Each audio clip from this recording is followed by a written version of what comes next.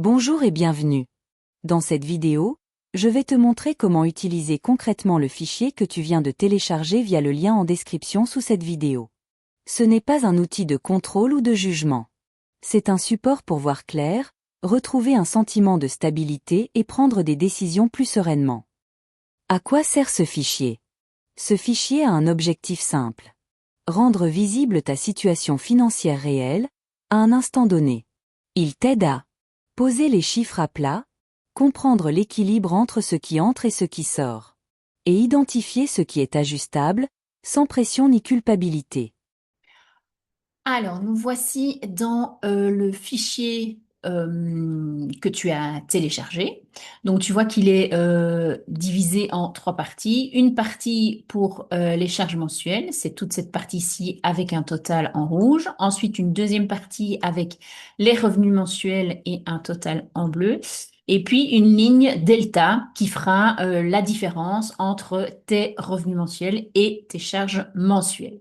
Donc, tes charges mensuelles. Alors, la première partie du fichier à remplir. Ici, je te conseille de prendre à côté de toi tous tes relevés bancaires récents, éventuellement des factures, tes fiches de salaire annuel, etc. Et et ce sera à toi, pardon, de remplir les postes un par un. Ne cherche pas la perfection.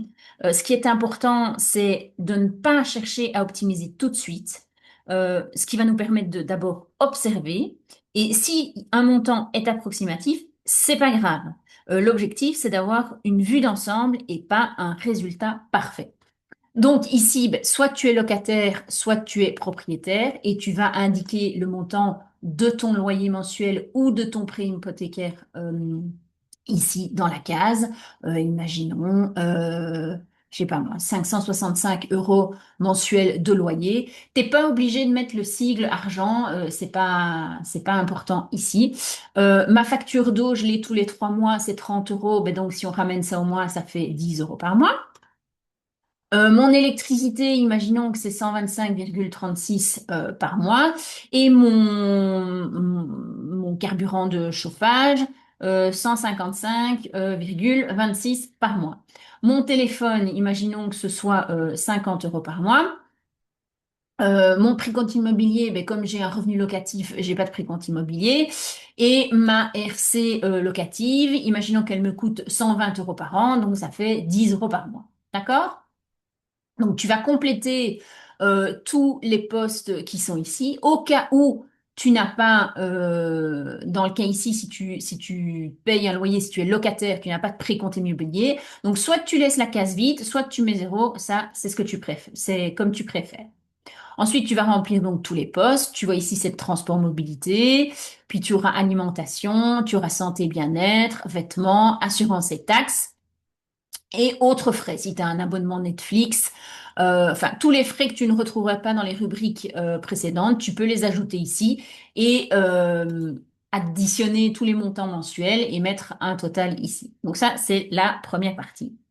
La deuxième partie, ça va être de renseigner tes revenus mensuels. Donc, ici, tu vas noter les revenus fixes, les revenus variables, et si c'est le cas, les montants d'aide ou d'allocation mensuelle que tu as. Si tu as des revenus irréguliers, pour X raison, parce que tu es intérimaire, parce que voilà, tu as eu une carrière interrompue ou une année interrompue par des périodes de chômage ou de maladie, tu prends une moyenne réaliste où tu indiques une estimation prudente. Je te rappelle encore que l'objectif n'est pas d'être parfait, mais d'avoir une base claire et visible pour pouvoir comprendre ta situation plus tard.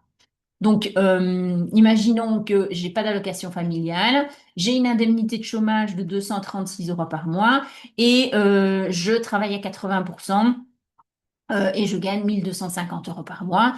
Je n'ai pas de pension alimentaire et je ne suis pas propriétaire. Donc voilà. Donc tu vois que ici tu as des charges mensuelles pour 915 euros et tu as des revenus pour 1490 euros. La ligne delta ici en bas, ben, elle a fait le delta entre les deux.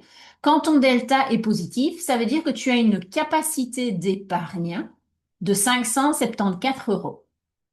Imaginons ici que je ne travaille pas et que j'ai des indemnités de chômage de 523 euros, par exemple. Et donc, mon total des charges sera resté identique et mon total de mes revenus, ce sera ajusté. Et par contre, ici, ben, on voit que mes revenus sont inférieurs à mes charges. Et donc, dans ce cadre-ci, ben, on voit que tous les mois, je suis en déficit de 392 euros de revenus. C'est tout à fait CQFD. Les chiffres montrent que ben, c'est pas possible que tu aies une capacité d'épargne et que tu te mettes en sécurité et en indépendance financière dans ce cas-là. Donc ça, c'est j'ai complété mon tableau et j'ai observé ce que mes totaux me À disent et ce partir de que cette vue mon claire, delta me dit. tu peux te poser quelques questions clés. Qu'est-ce qui peut être réduit temporairement? Qu'est-ce qui peut être renégocié? Qu'est-ce qui peut rester tel quel, sans culpabilité? Une seule décision à la fois suffit. Ce fichier est fait pour t'aider à avancer par petits pas à tout révolutionner. Je te partage quelques conseils importants. Utilise ce fichier dans un moment calme, évite de le remplir quand l'émotion est trop forte, reviens-y régulièrement, mais sans obsession. La clarté vient avec la répétition douce, pas avec la pression. Tu peux utiliser ce fichier une fois par an pour faire un point global, ou lors d'un changement important, baisse de revenus, transition, imprévu. C'est un outil vivant, que tu ajustes au fil de ta réalité. En conclusion, rappelle-toi, ce fichier n'est pas là pour te dire ce que tu fais mal. Il est là pour te redonner de la visibilité, donc de la sécurité. Prends-le comme un allié, pas comme un juge. Et si tu as besoin d'aide pour l'utiliser ou aller plus loin, tu trouveras toutes les informations pour me contacter sous cette vidéo.